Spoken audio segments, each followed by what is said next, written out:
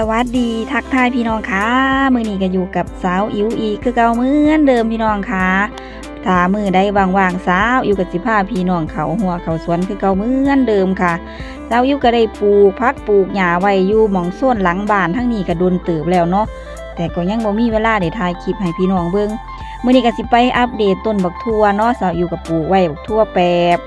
กับทั่วบักทั่วเขียวปีบ้านเฮาน่ะพี่น้องบักทั่วลายเนาะ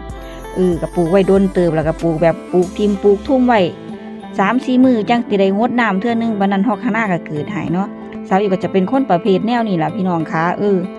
คิดอยากปลูกก็ปลูกโลดคิดสิบ่อยากเบิ่งก็บ่อยากเบิ่งแต่ปลูกไปก็ได้กินย้อนอยู่พี่น้องคะ นี่อันนี้ก็เป็นบักทั่วเขียวปีบักทั่วลายเนาะพี่น้องคะแต่ก็จะมีปัญหาอยู่นั่นก็คือเป็นเพี้ยแม้พี่น้องเพี้ยแบบนี้นะขึ้นเต็มเลยแต่ว่าสาวอยู่ก็บ่ได้ซีเรียสปานใดเพราะว่าปลูกแบบธรรมชาติเนาะแบบบ่มีสารเคมีหยังสาวอยู่ก็ใส่ปุ๋ยขี้งัวปุ๋ยคอกเฮานี่ล่ะพี่น้องคะบ่ได้ใส่ปุ๋ยเคมีบ่ได้ฉีดหวานฉีดยาดอกเนาะแต่ว่าสาวอยู่ก็ไปศึกษาเบิ่งในช่องนึงเขาเจ้าก็แนะนำมาเนาะเขาบอกว่าให้เอาขี้ถ่านไฟเนาะหรือว่าขี้เถ้าบ้านเฮานี่ล่ะพี่น้องคะเอาไปแช่น้ำทิ้งไว้จักคืนนึงแล้วก็เอามาผสมน้ำอีกเทื่อนึงแล้วก็เอามาฉีดแบบนี้เลยเพิ่นว่ามันได้ผลพี่น้องคะสาวอยู่ก็เลยทดลองเบิ่งว่า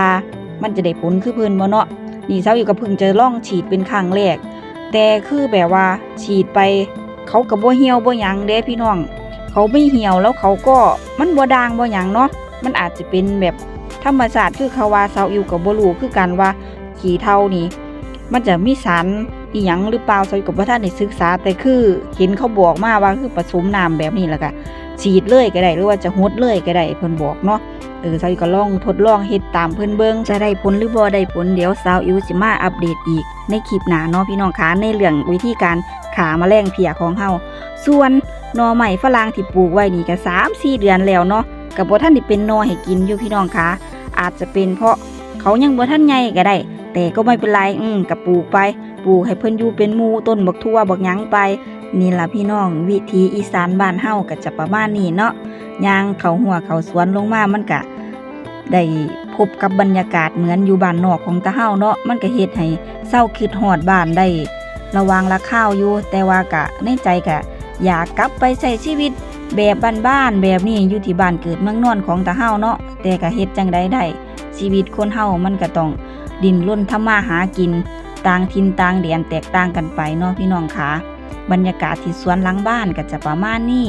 แล้วก็มีผักก้านจองพร้อมเด้ผู้ใดอยากเก็บไปกินกับตำบักหุ่งก็เชิญมาเก็บได้ที่สวนหลังบ้านของสาวอิ๋วเด้อ